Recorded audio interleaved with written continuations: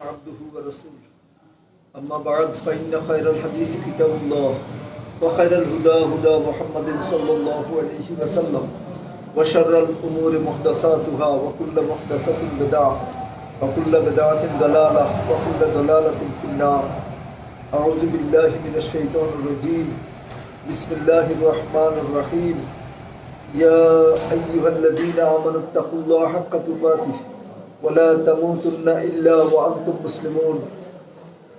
يا أيها الناس اعبدوا ربكم الذي خلقكم من نفس واحدة وخلق منها زوجها وبث منهما رجالا كثيرا ونساء واتقوا الله الذي تساءلون به والأرحام إن الله كان عليكم رقيبا. يا أيها الذين آمنوا اتقوا الله وقولوا قولا سديدا يصلح لكم أعمالكم ويغفر لكم ذنوبكم ومن يطع الله ورسوله فقد فاز فوزا عظيما. أما بعد আলহামদুলিল্লাহ, আল্লাহ রাব্বুল আলামিনের জন্য সমস্ত প্রশংসা যে আল্লাহ রাব্বুল আলামিন আমাদেরকে তাওহীদ সুন্নাহ বুঝা এবং তাওহীদ সুন্নাহর প্র্যাকটিস করা, তাওহীদ সুন্নাহর অনুসারী হওয়ার তৌফিক দান করেছেন। আল্লাহ তৌফিক না দিলে এটা এত সহজ ছিল না। আলহামদুলিল্লাহ আলহামদুলিল্লাহ। আবু রাসূল সাল্লাল্লাহু আলাইহি সাল্লামের প্রতি দুরূদ এবং সালাম বর্ষিত হোক, যে রাসূল সাল্লাল্লাহু আলাইহি সাল্লামের আনিত যে সিরাতুল মুস্তাকিম, যে শরীয়ত, এই শরীয়ত যদি আমরা অনুসরণ করি এর মধ্যে আমাদের দুনিয়া এবং আখিরাতের কল্যাণ নিহিত। আমরা বলি আল্লাহুম্মা সাল্লি আলাইহি আল্লাহুম্মা বারিক আলাইহি। আমরা যে যেতে আল্লাহ রাসূল সাল্লাল্লাহু আলাইহি সাল্লাম হাদিসের হাদিসের একটা সংকলন নিয়ে, অনেকগুলো হাদিস নিয়ে যে ইমাম ইবনে হাজার আসকালানী রাহিমাহুল্লাহ যে হাদিসের সংকলন করছেন, এটা হলো বুলুগুল মারাম মিন আদিল্লাতিল আহকাম। এটার দার্স আমাদের চলছে আলহামদুলিল্লাহ। আমরা শেষের দিকে চলে আসছি। আমরা এখন কিতাবুন নেকার মধ্যে আছি, এটারও শেষ পর্যায়ে আসতেছি। আর কয়েকটা দার্স মানে বৈঠকেই আমাদের শেষ হয়ে যাবে ইনশাল্লাহ। বুলুগুল মারাম শেষ হবে, পরবর্তীতে আমরা অন্য কোনো গ্রন্থর দার্স দিব ইনশাল্লাহ। তো আজকে আমাদের কত নম্বর হাদিস মনে আছে?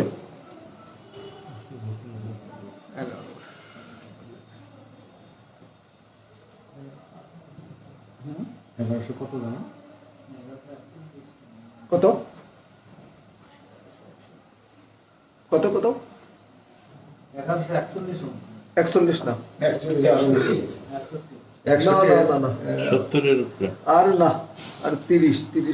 30-এর কোটার মধ্যে আমরা ওই দুধ পানের অধ্যায়টা তো সব হিলাইছে নড়ে আমরা মনে আসতেছে মেকদারুর রাদাইল মুহাররামে যতটুকু দুধ পান করলে বৈবাহিক সম্পর্ক হারাম হয়, এই হাদিস মানে আলোচনা হয়েছে। সিফাতুর রাদাইল মুহাররামে ওয়া জামানিহি, কি পরিমাণ এবং কত সময় দুধ পান করলে হারাম সাব্যস্ত হবে। সম্ভবত 1133 থেকে 1133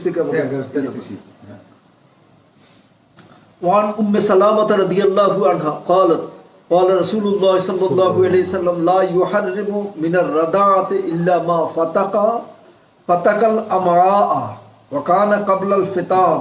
رواه الترمذي وصححه هو والحاكم. উম্মে সালামা রাদিয়াল্লাহু আনহা থেকে বর্ণিত। উম্মে সালামা কে? উম্মে সালামা রাসূলুল্লাহ সাল্লাল্লাহু আলাইহি ওয়াসাল্লাম, জাওজাতুন নবী, আমাদের নবী সাল্লাল্লাহু আলাইহি ওয়াসাল্লামের স্ত্রী, আমাদের মা রাদিয়াল্লাহু আনহা থেকে বর্ণিত। তিনি কোন পরিবারের সন্তান ছিলেন? উম্মে সালামা রাদিয়াল্লাহু আনহা কোন পরিবারের? ওনার সাথে আল্লাহ রাসূল সাল্লাল্লাহু আলাইহি ওয়াসাল্লামের সাথে বিয়ের পর শরীয়ত অনেক জিনিস, অনেক ব্যাপারে অনেক ইজি হয়ে গেছে। বিখ্যাত ব্যক্তিরা আর আল্লাহ রাসূলের বিরুদ্ধে লড়াই সংগ্রাম জীবনে করেনি, পরবর্তীতে ঈমান আনছে। বনু মাখজুম হলো আবু জাহেলের কুরাইশের যে শাখা, ওই শাখার সন্তান। ওনার পর ইসলাম গ্রহণের পর খালিদ বিন ওয়ালিদ রাদিয়াল্লাহু আনহু আর কোনোদিন ইসলামের বিরুদ্ধে তলোয়ার উঠায় নাই। এরপরে ইকরামা রাদিয়াল্লাহু আনহু, আবু জাহেলের সন্তান, এরা ইসলাম গ্রহণ করছেন। আপনারা জানেন যে আরবদের একটা সিস্টেম ছিল যে মেয়ের জামাইয়ের সাথে লড়াই সংগ্রাম করা, এটা খুব নির্লজ্জতা ছিল। জি, আমরা দেখুন যে আমাদের প্রফেসর আসাদুল্লাহ গালিব সাহেব আল্লাহ রাসূল সাল্লাল্লাহু আলাইহি ওয়াসাল্লামের বিবাহের যে অনেকগুলো বিবাহ আমাদের রাসূল সাল্লাল্লাহু আলাইহি ওয়াসাল্লাম কত বিয়ে করছেন? 11 বিয়ের কথা নিয়ে আসছেন। সেখানে এর মধ্যে একটা পয়েন্ট নিয়ে আসছেন যে এই কারণে, এটা একটা কারণ যে দাওয়াতের জন্য বেশ স্মুথ হয়েছে ইয়েটা, যাদের যেই বংশের মেয়ে বিয়ে করছেন পরবর্তীতে এই বংশের আর কোনো লোক আল্লাহ রাসূল সাল্লাল্লাহু আলাইহি ওয়াসাল্লামের লড়াই সংগ্রাম করতে আসে না। এই বনু মাখজুমের এরা আর যখন আত্মীয়তার সম্পর্ক হয়ে গেছে উম্মে সালামা রাদিয়াল্লাহু তাআলা আনহার বিয়ের মাধ্যমে এরা আর আসে না। এটা সামাজিকভাবে একটা ঘৃণিত কাজ। মানুষ বলতে যে তুই কত নির্লজ্জ যে জামাইয়ের বিরুদ্ধে যুদ্ধ করেছ, তুই আর ইয়ে পাইলি না। এই টাইপের সামাজিক একটা ইহুদিরা ইয়ের সাথে যখন বিয়ে হলো, সাফিয়া বিনতে হুয়াই বিন আখতার, সাফিয়া রাদিয়াল্লাহু আনহার সাথে যখন বিয়ে হওয়ার পর এই ওই গ্রুপরা আর ইয়ে করে আসে না।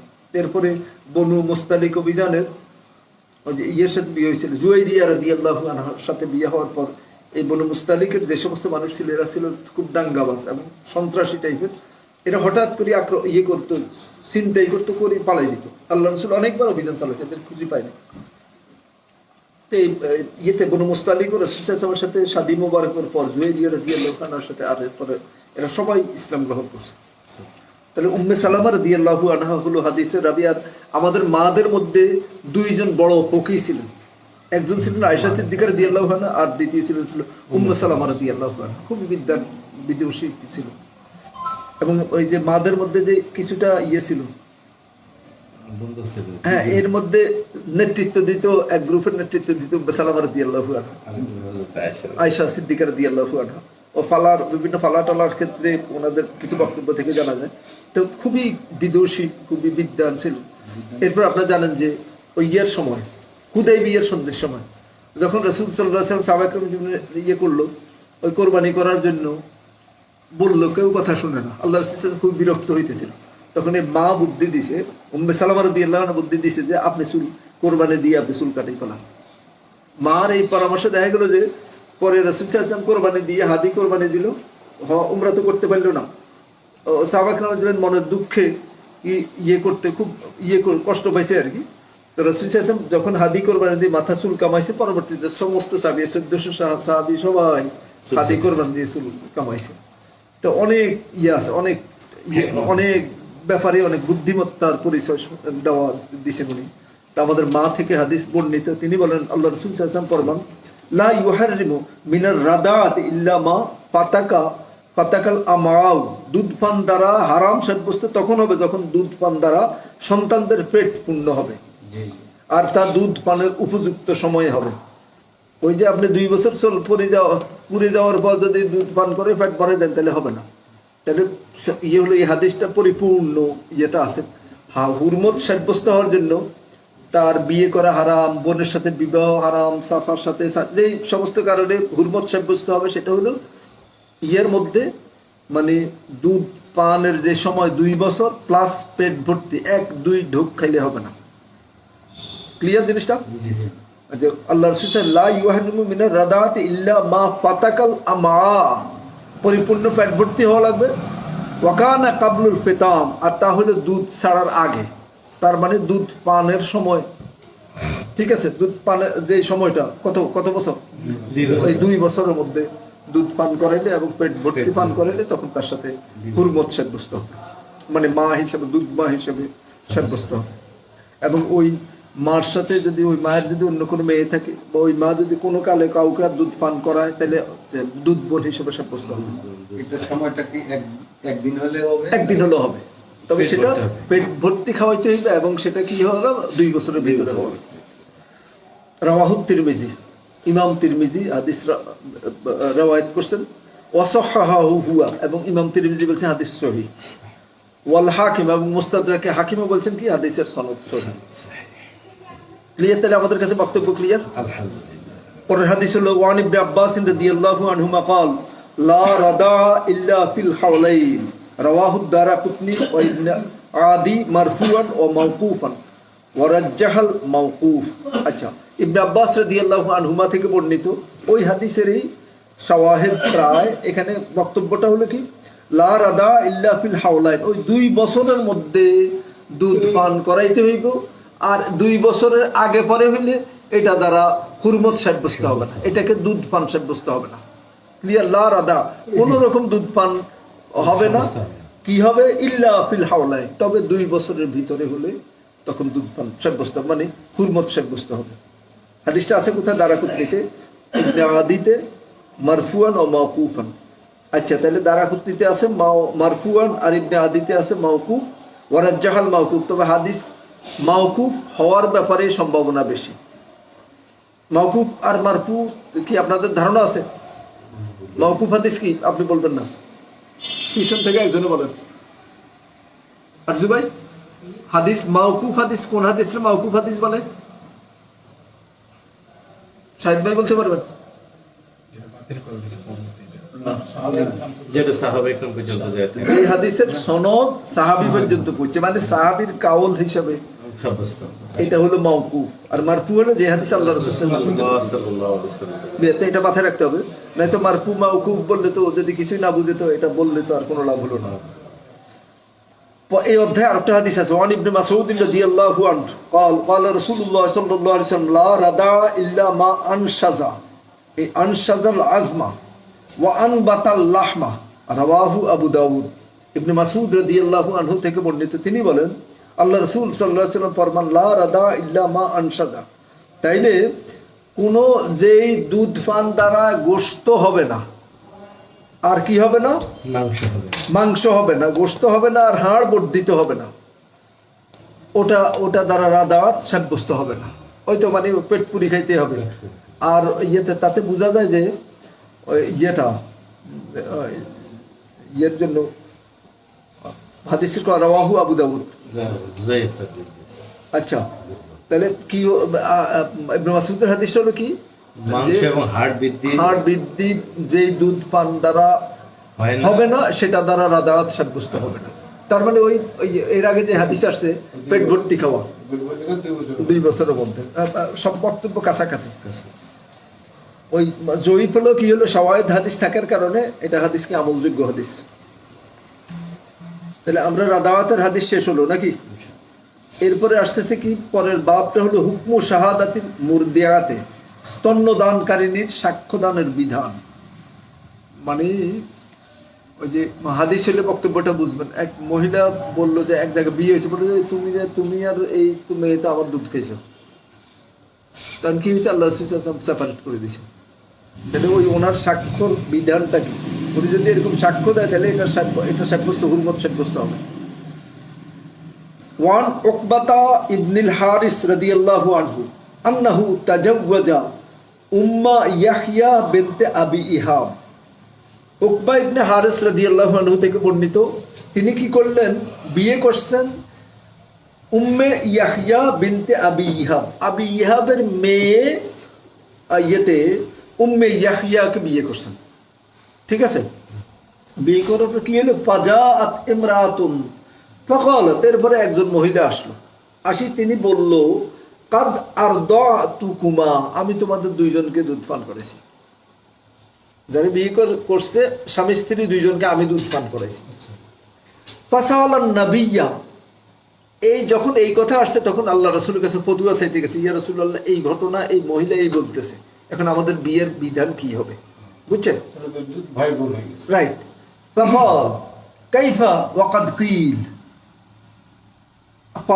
আচ্ছা তারপর এই প্রসঙ্গে এই কথার পর তুমি কিভাবে তার সঙ্গে সংসার করবে? আল্লাহ রাসূল বলতেছে যেন মহিলা বললো যে 2 জনের দুধ খাওয়াইছি, এরপর তুমি কি কেমনে ওর সাথে সংসার করবে? তো তোমার দুধ বোন, মানে এটা সুযোগ নেই আর। قال كيف وقد قيل ففارقها عقبة ونكحت زوجا غيره। এই কথা এই ফতোয়ার পর আল্লাহ রাসূলের সিদ্ধান্তের পর উকবা রাদিয়াল্লাহু আনহু কি করলো? ওই ইয়েকে তালাক দিয়ে দিল, ওনার বিচ্ছিন্নতা করলো আর কি। মানে ওই যে বিয়ের যে ইয়েটা তালাকের মধ্যে বিচ্ছিন্নতা হয়, ফাফারাকাহা, তাকে বিচ্ছিন্ন করলো, মানে তালাক দিল। কে তালাক দিছে? উকবা। ওয়া নাকাহাত জাওজান গায়রাহু, আর ওই মহিলার নাম কি? ইয়াহইয়া বিনতে আবি ওয়াহাব নাকি? উম্মে ইয়াহইয়া বিনতে আবি ইহাব না, তিনি সাক্ষী দেওয়ার পর তো ওনার তো আর কোনো কাজ নেই। এখন ওই যারা বিয়ে করছে ওনার নাম কি ছিল? উম্মে ইয়াহইয়া বিনতে আবি ইহাব। এই উম্মে ইয়াহইয়া কি করলো? আরেকজনের সাথে বিয়ে করছে। তার মানে এটা দ্বারা সাব্যস্ত হইল যে তালাক এখানে একসাথে থাকার কোনো সুযোগ নাই যদি দুধ ভাই দুধ বোন সাব্যস্ত হয়। ক্লিয়ার? হাদিসের বক্তব্য ক্লিয়ার? এবারে সাক্ষী লাগতেছে যিনি দুধ পান করেছেন তার হ্যাঁ, ওনার সাক্ষী এত, তাহলে তো আর কোনো সাক্ষীর দরকার নেই। আচ্ছা, হাদিসটা আছে আখরাজাহুল বুখারী, সহিহ বুখারীর হাদিস। তো ক্লিয়ার আমাদের কাছে? মানে দুধ ভাই দুধ বোন সাব্যস্ত হলে, ওখানে বিয়ে দুধ হবে। খালা সাব্যস্ত হলে, দুধ ইয়ের যেই কারণে রক্তের কারণে যা হারাম হয়, দুধের কারণে 14 জন হারাম হয়ে যাবে। দুধ নানি, দুধ উপরের দিকে নিচের দিকে সব হারাম হবে। মা যা ফিন নাহিয়ে আন ইস্তিজাইল হামকা, আচ্ছা, নির্বোধ মেয়েদের দুধ পান করানোর নিষেধ। বুঝছো? নির্বোধ মেয়েদের দুধ পান করানো নিষেধ। মা যা ফিন নাহিয়ে আন ইস্তিজাইল হামকা, যে হাদিস হলে আরো বক্তব্য ক্লিয়ার হবে। ওয়ান জিয়াদিস সাহামী রাদিয়াল্লাহু আনহু قال নাহা রাসূলুল্লাহ সাল্লাল্লাহু আলাইহি ওয়াসাল্লাম আন তুস্তারদাল হামকা, আখরাজাহু আবু দাউদ ওয়া হুয়া মুরসালুন ওয়া লাইসাত লিজিয়াদিন সুহবাতান। আচ্ছা, জিয়াদ সাহামী হতে বর্ণিত, তিনি বলেন রাসূল সাল্লাল্লাহু আলাইহি ওয়াসাল্লাম আচ্ছা কম বুদ্ধির মেয়েদের দুধ পান করাতে নিষেধ করেছেন। এটা হলো, এই হাদিস দ্বারা কি কোনো বিধান সাব্যস্ত হয় কি? হাদিসের ইয়ে কি তাকে কি দিছে? এমনি এখানে বলা হয়েছে লাইসাত লিজিয়াদিন সুহবাতুন, ওই যে ইয়ের সাথে রাসূল সাল্লাল্লাহু আলাইহি ওয়াসাল্লামের সোহবত পাইছে বলি এটা প্রমাণিত না। জিয়াদ যিনি হাদিসের রাবি, বুঝছেন?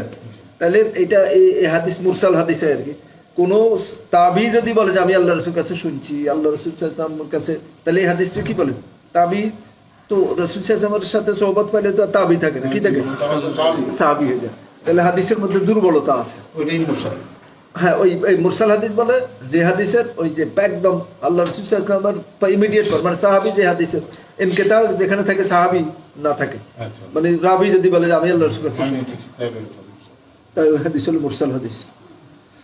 এটাতে ইয়ে হয় মনে হয় না এটা এই ইয়ে দিয়ে ধরুন কম বুদ্ধি থাকলে কি সে তার সন্তানকে দুধ পান করাবে না? কিভাবে বুঝবে 2 বছর আগে সে কমপতি? না না, 2 বছর না, যিনি দুধ পান ইয়ের কথা বলা হয় না, যে বেকুব মহিলা সন্তানকে দুধ পান করাতে মুর পারবে। দেয়া তো যিনি দুধ পান করাবে না। আপনি ইয়ে বলছেন মা যা ফিল নাহিয়ে আনিস্তের যাই হামকা। হ্যাঁ, আচ্ছা, তাইলে আমরা পরের হাদিসে যাই। বাবুন নাফাকা, ভরণ পোষণের বিধান। ঠিক আছে, এটা একটু মনোযোগ দিয়ে শুনছেন, এটা প্রয়োজনীয় জিনিস। জাওয়াজু ইনফাকিল মারআতে মিন মাল জাওজিহা বিগাইরি ইলমিহি ইজা মানাআল কাফায়া। জাওয়াজু ইনফাকিল মারআতে, জাওয়াজ মানে জায়েজ, ইনফাক মানে খরচ করা, মারআতে মিন মাল জাওজিহা স্বামীর সম্পদ থেকে স্ত্রীর খরচ করা জায়েজ। কোন প্রেক্ষিতে? বেগাইরি ইলমিহি, তার অজান্তে। কখন? ইজা মানা আল কাফায়াত, যখন সে খোরপোশের পরিপূর্ণ খোরপোশ দিতে সে যখন ইয়ে করে, নিষেধ করে, মানে যা দরকার তা দেয় না, এই অবস্থায় স্ত্রী কি করতে পারবে? না জানিয়ে প্রয়োজনীয় খরচ করতে পারবে। পরিমাণ নিতে পারবে। এই হলো অধ্যায়। হাদিস নিয়ে আসছে কি? ওয়ান আয়েশা রাদিয়াল্লাহু আনহা ক্বালাত দাখালাত হিন্দু বিনতে উতবাতা ইমরাতা আবি সুফিয়ান। উস্তাদ আসছে। আয়েশা রাদিয়াল্লাহু আনহা থেকে বর্ণিত, তিনি বলেন প্রবেশ করছে কে? হিন্দা। ওই যে কলিজাসি বেটি যে গল্প আছে, যদি এই কথা এই সমস্ত কথা মিথ্যা কথা। এমনি ভূমিকা ছিল, ওহুদে বিরাট ভূমিকা ছিল ওনার। আবু সুফিয়ানের স্ত্রী। হ্যাঁ, তো উনি বলতেছে উনি আল্লাহ রাসূল সাল্লাল্লাহু আলাইহি ওয়াসাল্লামের দপ্তরে হুজরাতে প্রবেশ করছে, এবং এই হিন্দা বিনতে উতবাকে, উতবা কিন্তু ওই উতবা সাইবার উতবা, মানে কাফেরদের যে নেতা ছিল, আবু জাহেলদের মানের, আবু জাহেলের সমমানের বড় নেতা ছিল উতবা সাইবা রবিয়া। তো উতবা ওনার মেয়ে হলো হিন্দা, বিয়ে দিছে কার কাছে? আরেক নেতার কাছে, আবু সুফিয়ান রাদিয়াল্লাহু আনহুর কাছে। তো এখন বলতেছে দাখালাত হিন্দু বিনতে উতবাতা ইমরাতু আবি সুফিয়ান। হিন্দা বিনতে উতবা আবু সুফিয়ানের স্ত্রী, উনি কি করছেন? আল্লাহ রাসূলের কাছে আসছেন, আল্লাহ রাসূলুল্লাহ আল্লাহ রাসূল সাল্লাল্লাহু আলাইহি ওয়াসাল্লামের কাছে আসলেন। ফাকালাত, তিনি অভিযোগ করে বললেন, কে? হিন্দা। ইয়া রাসূলুল্লাহ সাল্লাল্লাহু আলাইহি ওয়াসাল্লাম, হে আল্লাহর রাসূল সাল্লাল্লাহু আলাইহি ওয়াসাল্লাম, ইন্না আবা সুফিয়ান রাজুলুন শাহীহুন, আবু সুফিয়ান হলো একজন কৃপণ ব্যক্তি, মানে হাতে দিয়ে পানি পড়ে, বউরা পয়সা দিত না। ইন্না আবা সুফিয়ান রাজুলুন শাহীহুন, আবু সুফিয়ান একজন কৃপণ ব্যক্তি। লা ইউতিনি মিনান নাফাকাতে মা ইয়াকফিনি ওয়া ইয়াকফি বানিয়া, হে যে পয়সা দেয় এটা দিয়ে আমার আর আমার সন্তানের চলে না, পর্যাপ্ত হয় না। ইল্লা মা আখাযতু মিন মালিহি বিগাইরিন, তবে আমি তার অজান্তে আমাদের প্রয়োজন এটা নিয়ে নিই। ফাহাল আলাইয়া ফি যালিকা মিন জুনাহ, চিন্তা করেন, এই হলো ইসলাম। এই যে নি, এটা কি আমার জন্য কোনো পাপ হবে কিনা? বুঝছেন জিনিসটা? জান্নাতে ঢোকার জন্য এটা হলো যে ওনাদের কামনা বা কত একাগ্রতা। এখন আমাদের দেশে মহিলারা কিসের এটার আবার ফতুয়া লাগে নাকি? আল্লাহ রাসূল কিন্তু বলছেন যে এই অবস্থা আছে, প্রয়োজনীয় খরচপাতি দেয় না, আমার সমস্যা হয়, ছেলের বাচ্চাদের সমস্যা হয়, তাহলে আমি তার এলেম ছাড়া যে নিই, এটা কি আমার পাপ হবে কিনা? বুঝছেন জিনিসটা? ফাকাল খুজি মিন মালিহি বিল মারুফ মা ইয়াকফিক ওয়া ইয়াকফি বানিক, মুত্তাফাকুন আলাইহি। আল্লাহ রাসূল আবার ফতোয়া দিয়েছে, খুজি, হ্যাঁ নাও, তার মিন মালিহি, তার আবু সুফিয়ানের মাল থেকে, সম্পদ থেকে, বিল মারুফ মানে ইনসাফ মতো, যতটুকু প্রয়োজন। আবার তুমি তার সম্পদ নিয়ে অপব্যয় করবা, এই ফতোয়া আল্লাহ রাসূল দেয় না। যেটা প্রয়োজন, যেটা না হলে নয়, এটা নিবা। কিসের জন্য? মা ইয়াকফিকা, যেটা তোমার জন্য যথেষ্ট হবে, অয়াকফি বানিক, এবং তোমার সন্তানের জন্য যেটা যথেষ্ট হবে, মানে সন্তান এবং তোমার প্রয়োজন অতটুকু নিতে পারবা। মুত্তাফাকুন আলাইহি। হ্যাঁ, ইয়ে চিন্তা করেন যে আমরা হলে আমরা কি ইয়ে করতাম, আর কত গুরুত্বপূর্ণ জিনিস আমরা প্রশ্ন করি না। আমাদের নিজেদেরকে ইয়ে করে দেখেন, আমরা নিজেরা অনেক গুরুত্বপূর্ণ জিনিস আমরা জানি না। জান্নাত প্রত্যাশী কিরকম, আরে কোনখান দিয়ে আবার মিসিং করে কিনা। জান্নাতে যে রাস্তা জানার জন্য, রাস্তা এই রোড ম্যাপ চিনার জন্য কোনো কথার বাদ দিতেন না। বুঝছেন? এটা কিন্তু আমরা যারা জান্নাতে যেতে চাই, আমাদেরও দায়িত্ব সেটা। জান্নাতের রাস্তা আল্লাহ রাব্বুল আলামিন তার রাসূলের মাধ্যমে আমাদেরকে জানাইছেন। এটা আমাদের কাজ হলো কি? ওই রাস্তা খুঁজি বাইর করা, যে আমার স্বামীর সম্পদ অথবা আমার সন্তান অথবা আমার প্রতিবেশী, যার যেই দায়িত্ব আমার আছে, আমার দায়িত্বে অবহেলার কারণে কালকে কিয়ামতের দিন আমি যেন আসামির কাঠগড়ায় না দাঁড়াইতে হয়। বুঝছেন? আল্লাহর হক, বান্দার হক, প্রতিবেশীর হক, স্বামীর হক, স্ত্রীর হক, দাসের হক, সমস্ত ব্যাপারে ওনারা জেনে নিছে। তাহলে হাদিসের বক্তব্য আমাদের কাছে ক্লিয়ার। আর বোঝা গেছে যে সন্তানের খোরপোশ, স্ত্রীর খোরপোশ দেওয়া, এই জায়গায় কৃপণতা করা উচিত না। আল্লাহ রাসূল সাল্লাল্লাহু আলাইহি ওয়াসাল্লাম বলছেন যে আপনি যে সম্পদ ইয়ে করেন, ধরুন আপনি সম্পদ যা খরচ করেন, আপনি মসজিদ বানাইতে দিলেন, আপনি দার্সের জন্য দিলেন, ওয়াজ মাহফিলের জন্য দিলেন, বিভিন্ন কারণে, বিভিন্ন কল্যাণের তাফসির কিনতে দিলেন, হাদিস কিনতে দিলেন, ওই গরিব মানুষের উপকারের জন্য দিলেন, এই সব থেকে উত্তম হলো কোনটা? পরিবার পরিজনের জন্য যে খরচ করলেন, এটা হলো বেশি সওয়াবের কাজ। বুঝছেন জিনিসটা?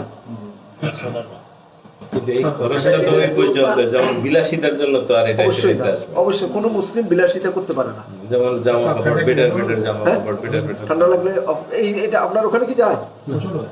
প্রচন্ড যায়, তাহলে আপনি পিছিয়ে যান। সাইকেল গরম লাগে। দুধ পান সম্পর্কে একটা কথা বলবো, প্রশ্ন করবো। দুধ পান যে প্রসঙ্গে হাদিস শোনালেন, এটা হলো কোরআনুল কারীমের একটা আয়াতে বলছেন যে 2 বছর দুধ পান করার জন্য, আর একটা আয়াতে বলতেছেন 30 মাস করানোর সময়। এটা যেমন সূরা আহকাফের 30 মাসে যেটা বলছে হামলুহু ওয়া ফিসালুহু সালাসুনা, হামলুন ফিসাল, হামলুন মানে কি? সন্তান পেটে নেওয়া, পেটের থেকে শুরু করে। এটাই বলেছি, আমি শিওর হওয়া তো না। ও তাহলে 30 মাস হলো যে ইয়ে সহ, মানে পেটের ভিতরে পেটে ধারণ সহ। ঠিক আছে, আগে তো আমি এটাই জানি, এজন্য বুঝতে পারছি না যে কনফার্ম হওয়ার জন্য। একটা হাদিস থেকে এক মহিলা 6 মাসে গর্ভবতীর পরে 6 মাসে বাচ্চা হয়েছে। এটা ওসমান রাদিয়াল্লাহু তাআলা আনহু এটাকে অবৈধ বলে খুঁতে দিয়েছেন। বলে হযরত আলী রাদিয়াল্লাহু তাআলা আনহু এসে বললেন যে না, এটা না। এটা তখন গণনা করে বললেন 6 মাস, এটা ঠিক আছে।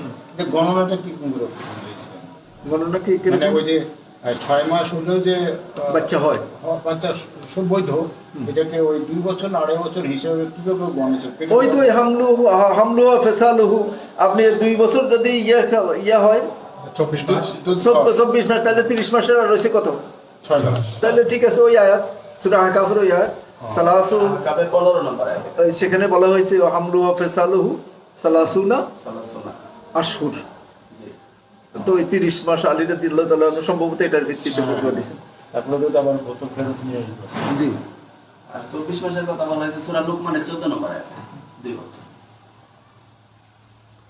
ঠিক আছে, তাহলে 6 মাসে বাচ্চা হতে পারে। হতে পারে, কিন্তু বাচ্চাটা ছোট। হ্যাঁ সেটাও বৈধ। হ্যাঁ, 6 মাসে বাচ্চা হতে পারে। হ্যাঁ, ওই তো অবৈধ যাওয়ার পরে আবার ওই যে আলী রাদিয়াল্লাহু তাআলার কথাই প্রমাণ পেয়ে গেল কোরআন আয়াতে, তখন এটা আবার বৈধ হয়ে এই কারণে শরীয়তের সমস্ত বিধানের ক্ষেত্রে হইল কি, শরীয়ত হলো যে ইয়ে করা, মিনিমাম যদি সুযোগ থাকে তখন কি রায় দেয় যে ইয়ের পক্ষে, যেহেতু সম্ভব। জি। আমরা কত নম্বর হাদিসে ছিলাম? 38। তাহলে আমরা কত 39-এ যাব। বায়ানু ফাজলিল মুনফিকে ওমা তানবাগি মুরাআতুহু ইনদাল ইনফাক, খরচকারীর ফজিলতের বর্ণনা এবং খরচ করার সময় তার যে সমস্ত বিষয় লক্ষ্য রাখা উচিত। যিনি খরচ করবে তার মর্যাদা, তার ফজিলত। মুনফিক মানে হলো যিনি ইনফাক করবে। ইনফাক মানে কি? খরচ করা। যিনি খরচ করেন। তো বায়ানু ফাজলিল মুনফিক, মুনফিক খরচকারীর ফজিলত, আর হলো কি ওমাতান বাগি মুরাআতুহু ইনদাল ইনফাক, আর যে সমস্ত বিষয়ের প্রতি লক্ষ্য রাখবে খরচ করার সময়। হাদিস নিয়ে আসছে ওয়ান তারিকিল মুহারিবি রাদিয়াল্লাহু আনহু قال قدمنا المدينة فإذا رسول الله صلى الله عليه وسلم قائم يخطب ويقول يد الموت العليا وابدأ بمن تعول أمك وأباك وأختك وأخاك ثم أدناك كأدناك رواه النسائي وصححه ابن حبان والدارقطني। তারিকুল মুহারিবি রাদিয়াল্লাহু আনহু থেকে বর্ণিত, তিনি বলতেছেন কাদিমনাল মাদিনা, আমরা মদিনায় কি করলাম? আগমন করলাম বা পদার্পণ করলাম, আসলাম। ফাইজা রাসূলুল্লাহ সাল্লাল্লাহু আলাইহি ওয়াসাল্লাম কায়েমান, এমত অবস্থা যে আল্লাহ রাসূল সাল্লাল্লাহু আলাইহি ওয়াসাল্লাম খুতবা দিচ্ছে, মানে বক্তৃতা দিচ্ছে, জনগণের উদ্দেশ্যে কথা বলতেছে। কি বলতেছে? ইয়াদুল মৌতিল উলিয়া, দাতার হাত হলো কি? মর্যাদা সম্পূর্ণ উপরে, উলিয়া। ওয়াবদা বিমান তাউল, আর তুমি খরচ শুরু করো কোত্থেকে? যারা তোমার পুষ্য আছে, যাদের তুমি দেখভাল করো, দেখভাল দায়িত্ব যাদের তোমার, তাদের থেকে তুমি খরচ শুরু করো। ওয়াবদা, অবদা মানে ওই ইয়ে থেকে বা দি থেকে, আমরের সিগা। ওয়াবদা, তুমি খরচ শুরু করো, শুরু করো। তা এই কে তাউলের মধ্যে কারা? 1 নম্বর হলো উম্মুকা, তোমার মা। ওয়াবাকা, তোমার বাবা। ওয়া উখতাকা, তোমার বোন। ওয়া আখাকা, তোমার ভাই। এদেরকে কি করবা? খরচের ক্ষেত্রে প্রায়োরিটি দিবে, এদেরকে দিয়ে শুরু করবা। সুম্মা আদনাকা আদনাক, তারপরে যারা পরে, বুঝছেন? এরপরে ইমিডিয়েট যারা পরে, যেমন রক্তের সম্পর্কের, ওই যে আত্মীয়তার সম্পর্কের দিক থেকে পিতৃ গ্রুপ, তারপরে মাতৃ গ্রুপ, তারপরে শ্বশুর গ্রুপ, এইভাবে প্রতিবেশী, তারপরে প্রতিবেশীর মধ্যে আত্মীয় প্রতিবেশী, অনাত্মীয় প্রতিবেশী, এরকম আদনাকা আদনাক, মানে স্টেপ বাই স্টেপ। মা বাবার আগে কি ছেলে আর কেউ নেই না। আগে হলো 1 নম্বর হলো উম্মুকা, 2 নম্বর হলো আবাকা, 3 নম্বর হলো বোন, উখতাকা, 4 নম্বর হলো কে? ভাই। আর পরিবার, নিজের সন্তান তো এটা তো নম্বর ছাড়া, এটা তো আপনার উপর পর্যায়ে। এটা লেগে নাম্বার নেই। হ্যাঁ, এদের তো এদের নাম্বার ছাড়া, এরা হলো যে আপনার সবচাইতে বেশি হকদার তো ওদের। দায়িত্বই, তারপরে এগুলো অতিরিক্ত। ওগুলি সব অতিরিক্ত। রাওয়াহুন নাসাই, হাদিসটা কোথায় আছে? নাসাই শরীফে আছে। ওয়াসাহহাহু ইবনে হিব্বান, ইবনে হিব্বান হাদিসের সনদকে সহিহ বলছেন, দারাকুতনি সহিহ বলছেন। তারপরে হাদিস সহিহ হাদিস। ইবনে হিব্বান কি তাবেঈ? ইবনে হিব্বান না, উনি মুহাদ্দিস, বিখ্যাত মুহাদ্দিস, তাবেঈ, আর অনেক পরের ইয়ের তাবেঈ না, তাবেঈদের পরের ইয়ের, সম্ভবত ইয়ের ইমাম বুখারীর হয়তো আগে বা সমসাময়িক, আপনি বড়, যারা তাদিলের বড় মুহাদ্দিস। ওনার সহিহ বলা মানে সহিহ। আর ওনার একটা হাদিসের সংকলনে আছে সহিহ ইবনে হিব্বান। যদিও এটা ইমাম বুখারীর মতো পুরা উম্মতের কাছে এটা সহিহ হিসাবে অ্যাকসেপ্টেড হয় নাই, কিন্তু ম্যাক্সিমাম হাদিসে সহিহ, ইমাম বুখারীর স্ট্যান্ডার্ডে সহিহ না। পরের হাদিস, উজুবু নাফাকাতিল মামলুকি আলা মালিকিহি। মামলুক বুঝেন? দাস। দাসের খরচপাতি দেওয়া মালিকের উপর ওয়াজিব। এটা হলো অধ্যায়। দাস ইয়ে করবেন, তার খানা, তার কিনে নেওয়া। হ্যাঁ রাইট, তার এগুলো দেওয়া ইসলাম মালিকের উপর কি করছে? ওয়াজিব করছে। এটা অধ্যায়। ওয়ান আবি হুরায়রা রাদিয়াল্লাহু আনহু قال قال رسول الله صلى الله عليه وسلم للمملوك طعامه وكسوته ولا يكلف من العمل الا ما يطيق رواه মুসলিম। আবু হুরায়রা রাদিয়াল্লাহু আনহু থেকে বর্ণিত, তিনি বলেন আল্লাহ রাসূল সাল্লাল্লাহু আলাইহি সাল্লাম ফরমান, লিল মামলুকে তাআমুহু ওয়া কিসওয়াতুহু, দাসের জন্য তার খাদ্য এবং তার পরিধেয় এটা হলো ওয়াজিব, হলো কার উপর? ওয়ালা ইউকাল্লাফু মিনাল আমালি ইল্লা মা ইউতিক, আর কাজের ক্ষেত্রে তার এত কষ্ট দেওয়া কাজ দেওয়া যাবে না, তাকে দিয়ে করানো যাবে না যেটা তার সাধ্যাতীত। তাকে সাধ্যাতীত কাজ দেওয়া যাবে না, তার সাধ্যের মধ্যে তাকে কাজ দিতে হবে। এটা মালিকের জন্য ওয়াজিব। তাহলে খাওয়া দাওয়াও ওয়াজিব, জামা দেওয়া ওয়াজিব, এমন কাজ দেওয়া তার জন্য ওয়াজিব যেটা তার সাধ্যের মধ্যে, এর বাইরে দেওয়াটা হারাম। হাদিসের বক্তব্য ক্লিয়ার নাকি? জি। পরের হাদিস, উজুবু নাফকাতি জাওজাতি আলা জাওজিহা, স্বামীর উপর স্ত্রীর খরচাটি বহন করা ওয়াজিব। ওইবার ওই সময় ওই হাদিসে যে ইয়ে করলে যে স্বামীর কি হবে, স্বামী কি এখানে, স্ত্রী কি আসবে, সন্তান কি আসবে, এই এটা চলে আসছে। ওয়ান হাকিম ইবনে মুআবিয়াত আল কুশাইরিয়া আন আবিহি قال قلت يا رسول الله صلى الله عليه وسلم ما حق زوجة أحدنا عليه قال أن تطعمها إذا طعمت وتكسوها إذا اكتسيت ولا تضرب الوجه ولا تكبح। الحديث মানে লম্বা হাদিসের একটা পার্ট। وتقدم في عشرة النساء। আচ্ছা, কি আসছে হাদিসের ইয়ে হলো যে, তাহলে হাকিম ইবনে মুআবিয়া উনি ছিলেন রাহিমাহুল্লাহ আল কুশাইরি, উনি ছিলেন তাবেঈ, ওনার বাবা ছিলেন সাহাবী। বাবা থেকে বর্ণনা করতেছেন, বাবা বলতেছে, বলতু ইয়া রাসূলুল্লাহ, আল্লাহ রাসূল সাল্লাল্লাহু আলাইহি ওয়াসাল্লাম, মা হাক্কু জাওজাতি আহাদিনা আলাইহি, আমাদের মধ্যে আমাদের স্ত্রীদের আমাদের উপর কি হক? বুঝছেন, স্ত্রীর স্বামীর উপর কি হক? قال আল্লাহ রাসূল এবার বলতেছেন, তুমি যখন খাবা তাকে তোমার সময় স্ট্যান্ডার্ডের খানা খাওয়াবা। তুমি যখন পরিধান করবা তাকেও ওই মানের জিনিস পরিধান করাবা। খবরদার, তার যদি কোনো কারণে যদি ইয়ে করা হয়, সিম্বলিক যে মার মানে ওই দাসের মতো মার না, সিম্বলিক ওই রুমাল দিয়ে, মেসওয়াক দিয়ে চেহারায় মারতে পারবে না। ওয়ালা তুকাব্বে, আর তার সাথে অশ্লীল ভাষা ব্যবহার করতে পারবে না। আমরা অনেক সময় আমাদের ইয়ে থাকে, মেজাজ খারাপ হয়ে যায়, খবরদার, এটা কিন্তু কবিরা গুনাহ স্ত্রীর সাথে। আর এটা ঘর সংসার করার ক্ষেত্রে এটা কিন্তু ওই সবসময় এগুলো মাথায় রাখে। হয়তো আপনার সাথে সংসার করে যায়, কিন্তু অন্তর থেকে ভালোবাসার যে ব্যাপারটা এগুলো অন্তরে আমরা চেষ্টা করবো যে ওই যে আদর্শ বা সুন্নতি স্বামী হওয়ার জন্য। আমাদের রাসূল সাল্লাল্লাহু আলাইহি ওয়াসাল্লাম কখনোই কোনো নিজের কোনো ব্যাপারে আল্লাহ রাসূল স্ত্রীদেরকে কোনো রকম কোনো ইয়ে করেন, যতটা ত্যক্ত বিরক্ত, মেজাজ খারাপ, বিচ্ছেদ, বিছনা আলাদা, উপরে থাকা, এগুলো কি কিসের কারণে? শরীয়তের কারণে, আল্লাহর দ্বীনের কারণে। ব্যক্তিগত কোনো কারণে কাজ কম করছে, বেশি করছে, অথবা তরকারি ঝাল হয়েছে, টক হয়েছে, এই সমস্ত কারণে কখনোই আল্লাহ রাসূল সাল্লাল্লাহু আলাইহি ওয়াসাল্লাম করেন নাই। আল্লাহ আমাদেরকে বুঝার তৌফিক দান করুন। ওয়ান জাবির ইবনে আব্দুল্লাহ আনিন নবী সাল্লাল্লাহু আলাইহি ওয়াসাল্লাম ফি হাদিসিল হজ্জ বিতুলিহি, জাবির ইবনে আব্দুল্লাহ রাদিয়াল্লাহু আনহু আল্লাহ রাসূল সাল্লাল্লাহু আলাইহি ওয়াসাল্লাম থেকে বর্ণনা করেন, কোথায়? ফি হাদিসিল হজ্জ বিতুলিহি, ইয়ের হাদিস, হজ সংক্রান্ত হাদিস, দীর্ঘ হাদিসের আমাদের এখানে প্রয়োজনীয় পার্টটা নিয়ে আসছে আর কি। এটা কি পার্টটা কি?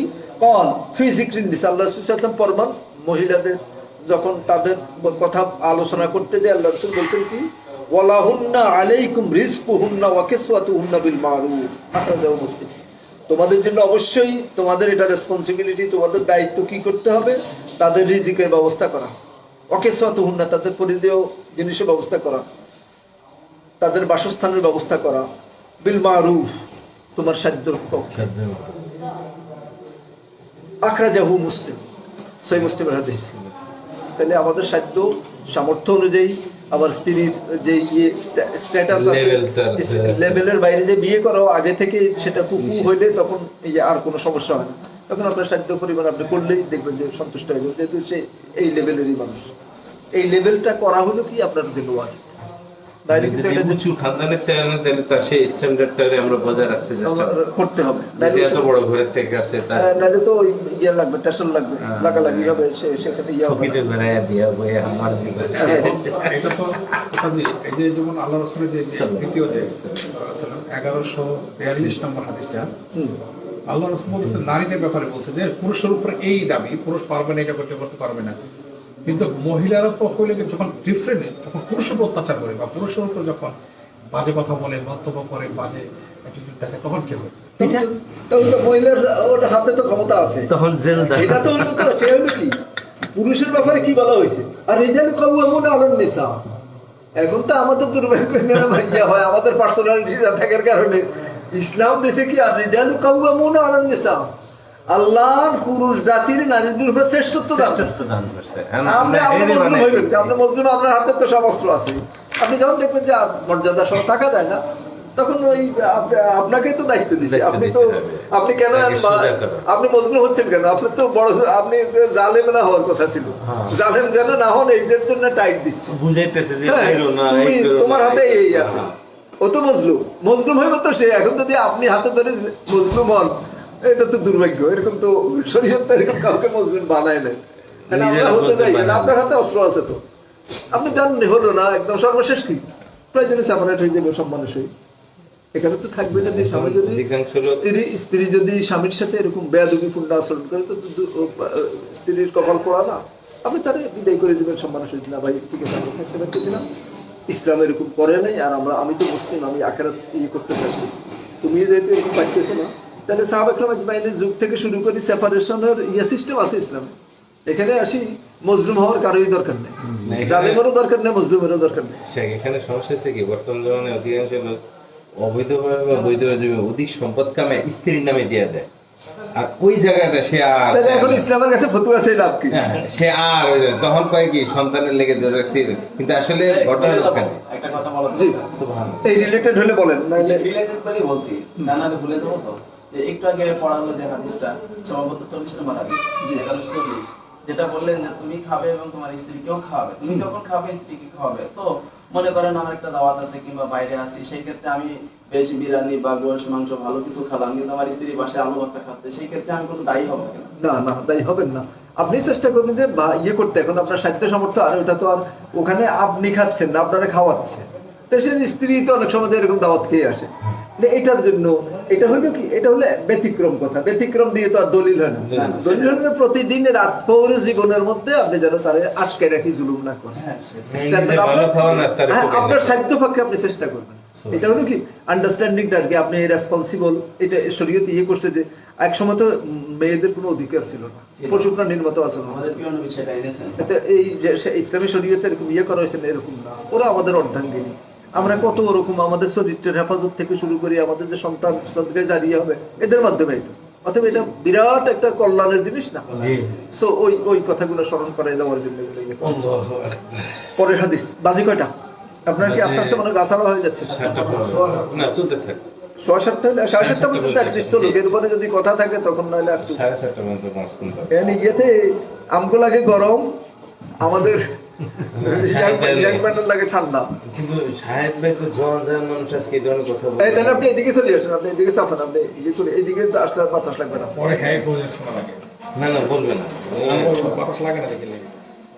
ঠিক আছে, তাহলে আমরা পরের হাদিসে যাই। পরের হাদিসটা হলো কোনটা? 1143। আজমু মাসউলিয়াতিল মারএ আম্মান তালজিমুহু নাফাকাতুহু।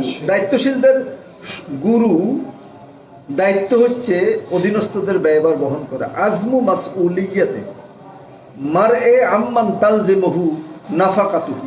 আচ্ছা, তাহলে দায়িত্বশীল যারা দায়িত্বপ্রাপ্ত আর কি, যেমন পরিবারের কর্তা, তার প্রধান দায়িত্ব হলো কি তার তার পরিবারের যে মেম্বার আছে এদের ইয়েগুলো দেখভাল করা, এদের কার কি রিকোয়ারমেন্টস আছে, রিকোয়ারমেন্টস গুলো ফুলফিল করা। وعن عبد الله بن عمرو رضي الله عنهما قال قال رسول الله صلى الله عليه وسلم كفى بالمرء اسما أن يضيع من يقوت رواه النسائي وهو عند مسلم بلفظ أن يحبس عمن يملك قوته। গুরুত্বপূর্ণ কথা। আব্দুল্লাহ ইবনে আমর রাদিয়াল্লাহু আনহুমা থেকে বর্ণিত, قال قال রাসূলুল্লাহ সাল্লাল্লাহু আলাইহি ওয়াসাল্লাম, আল্লাহর রাসূল সাল্লাল্লাহু আলাইহি ওয়াসাল্লাম ফরমান কি কাফা বিল মারই ইসমান, একজন মানুষের পাপী হওয়ার জন্য এটাই যথেষ্ট। কোনটা? আন ইউদাইয়া মান ইয়াকুত, তার সামর্থ্য থাকা সত্ত্বেও সে কি করে, ওই যে অধীনস্থদের হক নষ্ট করা, মানে তাদের খোরপোশের যে ব্যবস্থা আপনার মাধ্যমে যারা দুনিয়াতে আসছে, আপনার স্ত্রী, আপনার পরিজন, এদের খোরপোশের দায়িত্ব হলো আপনার। আপনি পাপী হওয়ার যে আপনি বিরাট বুজুর্গ চিল্লা লাগাই বেড়াচ্ছেন, এখানে বউ সংসার সন্তানদের হচ্ছে না, তারা অনাহারে অর্ধাহারে আছে, আপনি পাপী হওয়ার জন্য এটাই যথেষ্ট, বুঝছেন? তাহলে আমাদের এটা বিরাট। আর এই যে আমরা যে কষ্ট করি যে এদেরকে খাওয়াচ্ছি, এটা তো পাও না, বিরাট জিনিস, এটা বিরাট নেকির কাজ। তারপরে এটার মাধ্যমে আমরা বড় কিছু আশা করতেছি, আমরা মারা যাওয়ার পরও আমাদের সদকায়ে জারিয়া হিসেবে এটা চলতে থাকবে, যে আমরা যদি এক সন্তানের পরিবার পরিজন রেখে যেতে পারি। এটাই আল্লাহ রাসূল সাল্লাল্লাহু আলাইহি ওয়াসাল্লাম ইয়ে করছেন। তাহলে আমরা এটা বুঝলাম যে এটা বিরাট রেসপন্সিবিলিটি, আমরা এটাকে যেন হালকা করি না দেখি।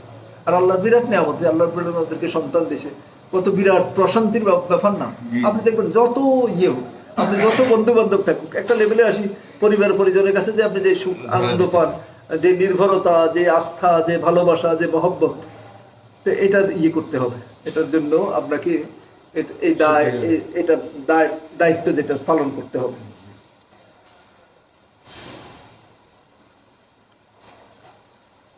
পরের হাদিস কি আছে? মা জাফি নাফাকাতিল হামিলিল মুতাওয়াফা আনহা। মা জাফি নাফকাতিল হামিল, হামিল মানে হলো যে স্ত্রী সন্তান সম্ভবা, এই স্ত্রী যদি স্বামী মারা যায় তাইলে তার খোরপোশের কি হবে, বুঝছেন কথা? বুঝছেন? তাহলে এটা হলো কি হাদিস নিয়ে আসছে, ওয়ান জাবির রাদিয়াল্লাহু আনহু ইয়ারফাউহু ফিল হামিলিল মুতাওয়াফা আনহা قال لا نفق لها أخرجه البيهقي ورجاله ثقات لكن قال المحفوظ وقفه। আচ্ছা, জাবির ইবনে আব্দুল্লাহ রাদিয়াল্লাহু আনহুমা থেকে বর্ণিত, তিনি বলেন ইয়ারফাউহু ফিল হামিলিল মুতাওয়াফা আনহা, যে স্বামী মারা গেছে, এই স্বামী যদি যে স্ত্রী রেখে গেছে, এই স্ত্রীর খোরপোশ থেকে স্বামী দায় মুক্ত। কেন দায় মুক্ত? মারা গেছে, এখন এখান তার খোরপোশ থেকে আসবে, তার সম্পদের সে হবে, মালিক হবে, ওখান থেকে এসে খরচ করবে, অটোমেটিক তো সে মালিক, ওয়ারিশ হয়ে গেছে, সে নিজেই তো এখন আর দরকার নেই, সে তো এখন ওয়ারিশ হয়ে গেছে। ক্বালা লা নাফাকা, হ্যাঁ, লা নাফাকাতা লাহা, তার জন্য কোনো খোরপোশ নাই, খোরপোশের দরকার নেই, সে নিজে তো এখন খোরপোশ কঠিন একটা ব্যাপার। আচ্ছা, আখরাজাহুল বাইহাকি, বাইহাকিতে হাদিসটা আছে, ওয়ারিজালুহু সিকাত, হাদিসের রাবী হলো প্রত্যেকে নির্ভরযোগ্য। লাকিন ক্বাল আল মাহফুজ ওয়াকফুহু, তবে অনেকে বলছেন যে হাদিসটা মাওকুফ হিসেবে নিরাপদ, মানে মাহফুজ মাওকুফ হাদিস, সাহাবা পর্যন্ত, মানে জাবের রাদিয়াল্লাহু তাআলা আনহুর কাউল, কিন্তু হাদিস সহিহ। হ্যাঁ, তাহলে আপনারা জানেন কিনা যে আল্লাহ রাসূল সাল্লাল্লাহু আলাইহি ওয়াসাল্লাম যদি কোনো না থাকে, নির্দেশনা না থাকে, তাহলে সাহাবীর পরবর্তীতে সাহাবীর কাউল কিন্তু হিসেবে আমলযোগ্য হবে, এটা দিয়ে শরীয়তের বিধিবিধান সাবিত হবে, যদি হাদিস যদি সহিহ হয়। কিন্তু এখানে বলছে হাদিসের রাবী হলে প্রত্যেকে শিখা। ওয়াসাবাতা নাফউন নাফাকাতে ফি হাদিসে ফাতেমাতি বিনতে কাইস কামা তাকাদ্দামা রাওয়াহু মুসলিম। আচ্ছা, সহিহ মুসলিমে এর আগে যে হাদিসটা গেছে সেটা কি আছে? ওই যে ফাতেমা বিনতে কাইস রাদিয়াল্লাহু আনহা বললো না যে আল্লাহ রাসূল সাল্লাল্লাহু আলাইহি ওয়াসাল্লাম বলছে কিসের জন্য? ওই যে যার তালাক হয়ে গেছে তার কোনো নাই, তার কোনো খোরপোশ নাই, মনে আছে? ওই হাদিসের কথা মনে আছে? ফাতেমা বিনতে কাইস রাদিয়াল্লাহু তাআলা আনহা, ওই হাদিসটা বলছে আর কি, এই হাদিসের সাথে ওটা শাওয়াহিদ, একসাথে খোরপোশ নাইর ক্ষেত্রে আর কি শাওয়াহিদ। আর এখানে আরো স্ট্রং যুক্তি হলো যে কি কারণে খরপোশ নাই, সে নিজে এখন নিজে এখন সম্পদের মালিক হয়ে নিসাবের গেছে। মালিক। যদি এমন হইতো সে যদি মালিক না হইতো তখন তার জন্য ইনসাফের দাবি ছিল কি তার খরপোশের ব্যবস্থা করা। উজুবুল ইনফাক আলা জাওজাতে ওয়াল মামলুকে ওয়াল ওয়ালাদ। উজুব হলো কি ওয়াজিব, কার জন্য ইনফাক ওয়াজিব, খরচ করা ওয়াজিব, কার উপর আলা জাওজাতে ওয়াল মামলুকে ওয়াল ওয়ালাদ, সন্তান দাস এবং স্ত্রীর উপর খরচ করার আবশ্যকীয়তা। যদিও এর আগে ইন্ডিভিজুয়ালি গেছে প্রত্যেকটার কথা, এখানে আবার এক হাদিসের মধ্যে সম্ভবত নিয়ে আসছে যে আপনার জন্য কি করতে হবে, মামলুকেরও দায় আপনার নিতে হবে, তার খরপোশের দায়িত্ব, স্ত্রীরও খরপোশের এবং সন্তানেরও। হাদিস নিয়ে আসছে, আবি হুরায়রা রাদিয়াল্লাহু আনহু قال قال رسول الله صلى الله عليه وسلم اليد العليا خير من اليد السفلى ويبدأ أحدكم بمن يعول تقول المرأة أطعمني أو طلقني رواه الدارقطني وإسناده حسن। ওই আমাদের মনে আছে কবি রফিক আজাদের একটা কবিতা ছিল ইয়ের পর, দেশাদিনের পর, যে ভাত দে হারামজাদা না হয় মানচিত্র খাবো, মনে আছে? ওই টাইপের হাদিস যে খাইতে দাও না, হ্যাঁ, বলতেছে কি আতায়ামনি আও তাল্লিকনি, হয় খানা দাও নাই তালাক দাও। আমার এখানে তুমি বিয়ে করে রাখবা কিন্তু খানা দিবা না, এটা তো হয় না, তাই তো? আর ওই বহিলা যাবে কই? আবি হুরায়রা রাদিয়াল্লাহু আনহু থেকে বর্ণিত, তিনি বলেন আল্লাহ রাসূল সাল্লাল্লাহু আলাইহি ওয়াসাল্লাম ফরমান আল ইয়াদুল উলিয়া খায়রুম মিনাল ইয়াদিস সুফলা। এটা বিখ্যাত ইয়ের কথা, দাতার হাত গ্রহীতার হাত থেকে উত্তম। বুঝছেন? আবার আল্লাহ রাসূল সাল্লাল্লাহু আলাইহি ওয়াসাল্লাম বলছেন যে লা তারুদ্দুস সাইলা ওয়ালাউ আলা ফারাস, যদি কেউ যদি ঘোড়ায় চড়িয়ে তোমার কাছে হাত পাতে তাহলে কি করবে না? ফেরত দিবে। তোমার সাধ্য থাকলে ফেরত দিবা না। এটা হলো ইসলাম যে ভারসাম্যপূর্ণ। ভিক্ষুকরা বলতেছে খবরদার তুই হাত পাতিস না, এটা কিন্তু নিকৃষ্ট কাজ। হ্যাঁ, একটা কথা, মানে এই যে কথাটা যে চাইলে দিতে হবে, কিন্তু এখন ভিক্ষুকের পরিমাণ আর যে অবস্থা, মানে এটার আমল করতে গিয়েও তো মানে দ্বিধাদ্বন্দ্বে যে সবাই দিতে না, তো দিদা আপনার দিদার কিসে, সামর্থ্য থাকলে দিবেন, আপনার তো কোনো অসুবিধা নেই। অর্থ যে আমাদের নাই তা তারা না। যদি বলতেছে একটা ভিক্ষুক যখন বলে যে আল্লাহর ওয়াস্তে আমাকে ভিক্ষা দেন, যখন যে ব্যক্তির কাছে আল্লাহর ওয়াস্তে বলেছে সে যদি ভিক্ষা না দেয় তখন সে গুনাহগার হবে। আমি এটা না না, গুনাহগার হবে বলতে তার সাধ্য সামর্থ্য থাকার পর যদি না দেন, না থাকলেও দিবে করতে। তখন করে নাকি বলা হয়েছে তার বিনয়ের সহিত বলবে যে বাবা আমার ইয়ে করা, সরি এখন ভিক্ষুকের ইয়ে হয়েছে যে অনেকে ব্যবসা হিসেবে হয়েছে। এইটা আমি বুঝবো কিভাবে? সেটা আমি ভিন্ন চাইছি, জিনিস। আমি তাকে আপনার কোনো সমস্যা নেই, আপনি যদি সে ভিক্ষা করুক, সে যা ইচ্ছা তাই করুক। হ্যাঁ, যদি এমন হয়, সে যদি এমন বলে যে আমি মূর্তি পূজার জন্য আমার বাবা কিছু পয়সা, তো তখন আপনি তখন দেওয়া যাবে না। বুঝছেন? ওইটা তো বলতে তখন ও কি হলো, ওই যে পাপের কাজে সহযোগিতা করা, সেটা করা যাবে না। আর যতক্ষণ পর্যন্ত আপনার কাছে এটা স্পষ্ট না, তখন আপনি যদি সব আপনার সাধ্য থাকে আপনি দিন। একটা হাদিসে আছে না, এক ব্যক্তি রাত্রে দিতে বাইরে এসে সকালে দেখলো যে প্রস্টিটিউটে দিছে, বলে যে আরে কি করলাম, এটা জেনাকারে নিয়ে দিল। আরেকদিন ইয়ে করলো, এরকম রাত্রে বাইরে এসে দেখা গেল যে তার নিজের সন্তানকে দিছে। এরপরে আরেকদিন বাইরে হলো, এরকম আরেকটা কি, পরে দেখা গেল যে আল্লাহ রাসূল তার কোনো সমস্যা নেই, সে সন্তানটা দিছে, সে সওয়াব পেয়ে গেছে, প্রস্টিটিউটে দিছে, সে সওয়াব পেয়ে গেছে। পরে ওই হাদিসের তাহাকিকে আসছে বা হাদিসের ব্যাখ্যা আসছে যে ওই প্রস্টিটিউট এর পরে এর কাছ থেকে এটা নেওয়ার পর ওই রাত্রে আর ইয়ে করে নেয়, জেনা করে নেয়, তাহলে একদম ইনস্ট্যান্ট সে ইয়ের ভালো ইয়ের একটা কাজের ইয়ে হলো। এই কারণে রাসূল সাল্লাল্লাহু আলাইহি ওয়াসাল্লাম বুঝাইছে যে কে কি করলো না করলো, এটা দেখেন। আপনি যদি সাধ্য হয় আপনার সওয়াব হয়ে যাবে।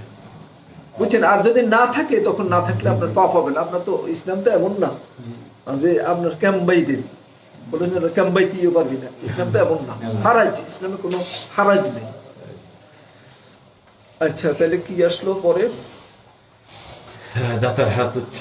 আচ্ছা, আল ইয়াদুল উলিয়া খায়রুম মিন ইয়াদিস সুফলা, এটা আমরা একদম মুখস্থ করব। দাতার হাত হলো গ্রহীতার হাত থেকে উত্তম। উলিয়া খায়রুম মিন ইয়াদিস সুফলা, মিনাল ইয়াদিস সুফলা। সুফলা হলো নিচের হাত, নিচের হাত। হ্যাঁ, ইয়াদুল মানে হাত, ইয়াদুল উলিয়া মানে হলো কি দাতার হাত। ইয়াদুস সুফলা মানে গ্রহীতার হাত। হ্যাঁ, সুফলা নিচের হাত, দাতা উপরের হাত আর নিচের হাত। নিচের হাত। তো উপরের হাত কার থাকে? যিনি দেয়। যিনি দেয়। যে হাত পাতে তার হাত কই থাকে? নিচে থাকে। এটাই আল্লাহ রাসূল সাল্লাল্লাহু আলাইহি ওয়াসাল্লাম বুঝাচ্ছে যে আল ইয়াদুল উলিয়া খায়রুম মিন ইয়াদিস সুফলা। এখন ঘোড়ার পর তো হাত উপরে, ওইটা তো আলাদা। না, এমনি এটা আল্লাহ রাসূল সাল্লাল্লাহু আলাইহি ওয়াসাল্লাম এটা একটা ফ্রেজ টাইপের। দাতা যার হাত উপরে থাকে নরমালি কি সে দেয়, দেয়, যে হ্যাঁ। যেটা দিতে থাকে। মানে ওই যা উপরে থাকলেও তো হেতু গ্রহণ করে, গ্রহণ হেতু গ্রহীতা, হাত পাততে হয় তার। হেতু হাত পাতা লাগে।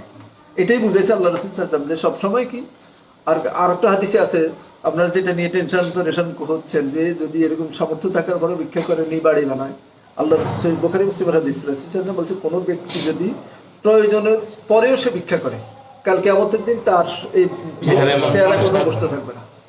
তাহলে হাজার কোটি মানুষের সামনে যে লজ্জিত অবস্থায় উঠবে, আপনি চিন্তা করেন যদি চেহারায় গোস্ত না থাকে কেমন দেখা দেবে চেহারা, ভয়াবহ বিভৎস না? আচ্ছা ওস্তাদ, একটা জিনিস হয়ে যায়, স্বামী যখন মারা যায়, স্ত্রী সন্তান যখন মারা যায়, তার কিন্তু তার সম্পর্কে অনেক তার পিতা বা স্বামীর পিতা যদি বেঁচে আছে, তাহলে তো পিতার আগে যদি স্বামী মারা যায়, তাহলে তো সেই স্ত্রী সন্তানরা সেই কোন সম্পত্তি বা কোনো কিছু পাবে না।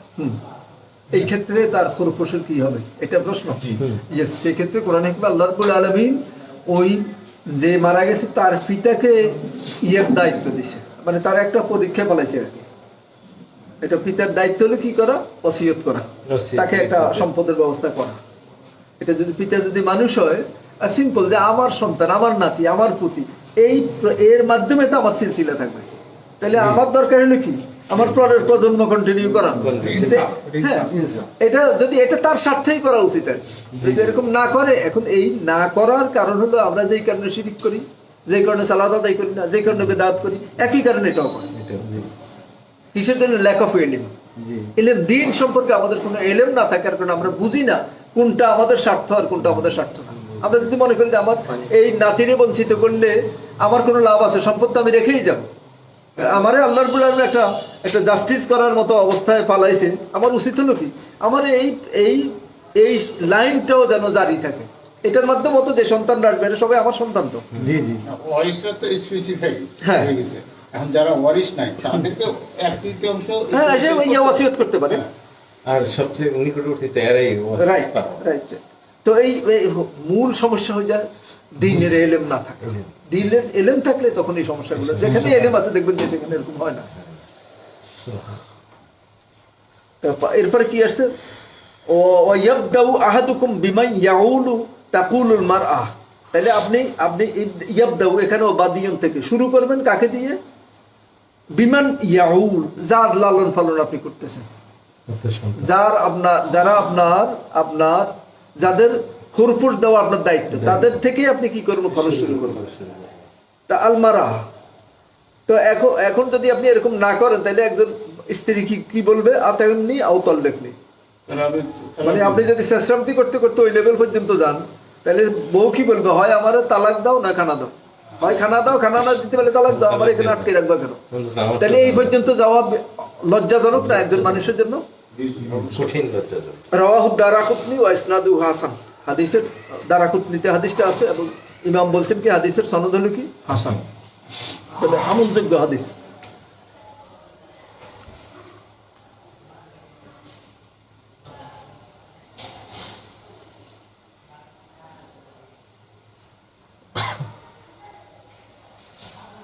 কি আর কন্টিনিউ করবো? একটা বলেন 1147। আচ্ছা, পরেরটা মা যা ফিল ফিরকাতে ইজা আসিরা যাওজু বিন নাফাকা, ভরণ পোষণে অক্ষম ব্যক্তির বিবাহ বিচ্ছেদ প্রসঙ্গ। বুঝছেন? মানে ভরণ পোষণ দিতে পারতেছে না, তাহলে এই ক্ষেত্রে তার স্ত্রীর সাথে তার স্ত্রী রাখার কি আসলে হক আছে কিনা?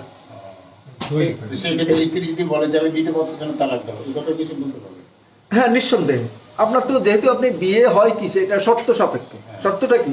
আমাকে খোরপোশ দিতে হবে, ওই যে স্ত্রী সহবাস করার সামর্থ্য থাকা লাগবে, এর বাসস্থান দিতে হবে, এগুলো তার অধিকার। এগুলো যদি না পারেন তাহলে সে তালাক চাইতে পারে, এটা তার সামর্থ্যবান অবস্থায়। কিন্তু এখন তার অবস্থা এরকম হয়েছে যে খাবার দিতে পারে। সেটা যদি এরকম, যদি ওই স্ত্রী যদি সফর করে থাকে ওকে, আর যদি স্ত্রী না থাকতে চায় তখন সে এটা যেতে পারে, তার এটা রাইট আছে, সে এটা আপিল করতে পারবে।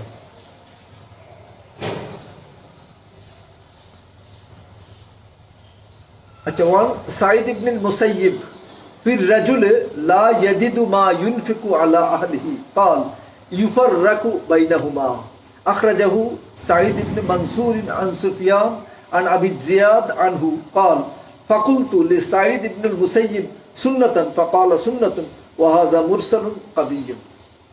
আচ্ছা, সাঈদ ইবনুল মুসাইয়িব রাহিমাহুল্লাহ থেকে বর্ণিত। সাঈদ ইবনে মুসাইয়িব কি ছিল? বিখ্যাত তাবী মুহাদ্দিস ছিলেন, সম্ভবত আবু হুরায়রা রাদিয়াল্লাহু তাআলা আনহুর জামাতা ছিলেন, অনেক বড় মুহাদ্দিস ছিলেন। উনি সাঈদ ইবনে মুসাইয়িব রাহিমাহুল্লাহ থেকে বর্ণিত, ফির রাজুলে লা ইয়াজিদু মা ইউনফিকু আলা আহলিহি, ওনার একটা ফতোয়া আছে কোন ব্যাপারে, ওই ব্যক্তির ব্যাপারে যে ব্যক্তি লা ইয়াজিদু মা ইউনফিকু আলা আহলিহি, তার পরিবারের খরচ চালাইতে অক্ষম ব্যক্তি প্রসঙ্গে ওনার ফতোয়া হলো কি, ইউফাররিক বাইনাহুমা, ইউফাররাকু বাইনাহুমা, দুইজনের মধ্যে কি করে দাও, আলাদা করে দাও। আখরাজাহু সাঈদ ইবনুল মানসুর আন সুফিয়ান আন আবি জিনাদ আনহু ক্বাল ফাকুলতু লিসাঈদ ইবনুল মুসাইয়িব সুন্নাতান। এখন এই বলতেছে আবি জিনাদ এবং সুফিয়ান মানসুর, এরা ইয়ের বলতো সাঈদ ইবনে মুসাইয়িব রাদিয়াল্লাহু রাহিমাহুল্লাহ প্রশ্ন করলো, কি প্রশ্ন করলো, যে সুন্নাতুন, এরকম আপনি যেটা ফতোয়া দিয়েছেন এটা কি সুন্নাহসম্মত? আল্লাহ রাসূল সাল্লাল্লাহু আলাইহি ওয়াসাল্লামের শরীয়তে কি আছে নির্দেশনা, যে কোনো কেউ যদি তার স্ত্রীর খোরপোশ না দিতে পারে তাহলে আল্লাহ রাসূলের শরীয়তে কি আছে? উনি বলে যে ফাকাল সুন্নাতুন, ইয়েস, এটাই সুন্নাহসম্মত। ওয়া হাযা মুরসালুন কাবিয়্যুন, এই হাদিস হলো মুরসাল এবং জবরদস্ত মুরসাল, কাবিয়্যুন মানে শক্তিশালী মুরসাল, মুরসাল হিসাবে শক্তিশালী আর কি। তাহলে মুরসাল হাদিস আমরা বলছি কোন হাদিস? মুরসাল সাহাবী পর্যন্ত, মানে সাহাবী যদি বলে যে রাসূল সাল্লাল্লাহু আলাইহি ওয়াসাল্লাম থেকে যদি বর্ণনা করে তখন এই হাদিস হলো কি মুরসাল হাদিস, বুঝছেন? সাহাবী কিন্তু নিজে বলতেছেন আর বলতেছেন এটা সুন্নাত, তাহলে সাহাবী তার সুন্নাত বলতে পারে না, তাবী তার সুন্নাত বলতে পারে না। ওনারা প্রশ্ন করছে এটা কি ইজ ইট সুন্নাহ, উনি বলে ইয়েস এটা সুন্নাহ। এই যে সুন্নাহ বলা মানে এটা আল্লাহ রাসূল সাল্লাল্লাহু আলাইহি ওয়াসাল্লাম থেকে এই টাইপের বর্ণনার ক্ষেত্রে এটা মুরসাল আর কি, মানে এটা মাঝখান দিয়ে সেইনের সমস্যা আছে আর কি, সেইন ইনকেতা আছে, কেতা বুঝেন, ইনকেতা বুঝেন মানে সেইন নাই আর কি, কাটা ফাঁসে কাটা, সাহাবী নাই, সাহাবী ছাড়া বলতেছে আল্লাহ রাসূল সাল্লাল্লাহু আলাইহি ওয়াসাল্লাম সুন্নাহ এরকম। সাহাবী নাই উনি বলতেছেন, উনি ওনার কাছে হয়তো কোনোভাবে উনি জানছেন, কোনোভাবে জানছেন যে এরকম সাহাবী থেকে শুনে নেই। আমরা এরকম অনেক কথা হয় না যে এইটা বলছে বিন বাজ রাহিমাহুল্লাহ বলছে, কিন্তু আমরা সরাসরি শুনি নাই, সরাসরি শুনি নাই। এটাই মুরসাল, বুঝছেন জিনিসটা? মুরসাল এই যেতে হাজা মুরসালুন কাবিয়্যুন, হাদিসের আপনি আরবিটা দেখেন, এই মুরসাল মানে হলো যে কাবি মানে হলো মুরসাল হিসাবে শক্তিশালী, মানে নির্ভেজাল মুরসাল, মানে আমল করা যায় এটা কাবি বুঝেন? আল্লাহ রাসূল বলেছেন শক্তিশালী, হ্যাঁ আল্লাহ রাসূল বলেছেন না, আল্লাহর কাছে পছন্দের মুমিন হলো কারা? কাবি, শক্তিশালী ঈমানদার হলো আল্লাহর কাছে পছন্দের। আবার জয়ীফ ঈমানদারের ব্যাপারে আল্লাহ রাসূল সাল্লাল্লাহু আলাইহি ওয়াসাল্লাম বলছে তার মধ্যেও কল্যাণ আছে। বলেছে তাই বলেছে যে জয়ীফ বলেছে যে আচ্ছা, ওই যে মধ্যে কল্যাণ কি যে ঈমানদারের মধ্যে ওই যে ঈমান আছে, যে ঈমান আছে তো কিন্তু শক্তিশালী না, জিহাদের ময়দানে, কেতালের ক্ষেত্রে, ইনফাকের ক্ষেত্রে, ইলমের ক্ষেত্রে অত ইয়ে না আর কি। সালাতের ক্ষেত্রে দেখা যায় ব্যাকবেঞ্চ স্যারে আসে, কিন্তু ঈমান আছে, ঈমান থাকার কারণে হলো যে এটা পাহাড়ের মতো, অন্য যে কোনো যার ঈমান নাই তার তুলনায় তো বিশাল না, সে বিশাল কিছু। সুবহানাল্লাহ। তাহলে আজকে এই পর্যন্ত থাকুক। সুবহানাকাল্লাহুম্মা বিহামদিকা আশহাদু আল্লা ইলাহা ইল্লা আনতা আস্তাগফিরুকা ওয়া আতুবু ইলাইক। আমাদের কি প্রশ্ন না থাকলে আমরা শেষ দিয়ে দিচ্ছি। কার কে হাত তুলেছেন আজকে মাঝামাঝি কথা আছে নাকি? আপনার দোয়া করে শেষ দিয়ে দেবেন। আমি ছোট একটা প্রশ্ন করি। হ্যাঁ তাড়াতাড়ি। জি, অল্প সময়। জি, সূরা আবাসার 3টা আয়াতের কথা বলবো, যেটা আমার বুঝতে একটু কষ্ট হচ্ছে। জি। ইয়াউমা ইয়াফিরুল মাররু মিন আখি ওয়া উম্মিহি ওয়া আবি ওয়া সাহিবাতিহি ওয়া বানি। এখানে বলা হচ্ছে সেই দিন, মানে কিয়ামতের দিন। কিয়ামতের দিন কি বলছে? যে ভাই ভাইকে দেখে পলায়ন করবে। আচ্ছা, তারা উভয় যদি নেককার হয় সেই ক্ষেত্রেও কি পলায়ন করবে? হ্যাঁ, নেককারও পলায়ন করবে। ও আচ্ছা, তাই আমি এটা অবশ্য বুঝতে পারছি না। নেককারও পলায়ন করবে, কখন পলায়ন করবে? আমলনামা ডান হাতে পাওয়ার আগ পর্যন্ত পলায়ন। ডান হাতে পাইলে তখন পরিস্থিতি কতটা ভয়াবহ হবে দেখবেন। যে আমাদের মা জিজ্ঞাসা করছে, ইয়া রাসূলুল্লাহ, নবী স্ত্রীরও এরকম উলঙ্গই এটা লজ্জা পাবো না? লজ্জা পাবো না, কঠিন একটা ব্যাপার। রাসূল সাল্লাল্লাহু আলাইহি ওয়াসাল্লাম ইয়ে করলো যে তুমি বুঝো না জিনিসটা, ভয়াবহতাটা বুঝেন। মানে আবু বকর জাকারিয়া সাহেব একটা ইয়ে দিছে, উদাহরণ দিছে, এই যে কিয়ামতের দিন উলঙ্গ হয়ে উঠবে এটা। উনি বললো যে দুই বন্ধু, একজন হলো বাদশাহ আর একজন সাধারণ মানুষ।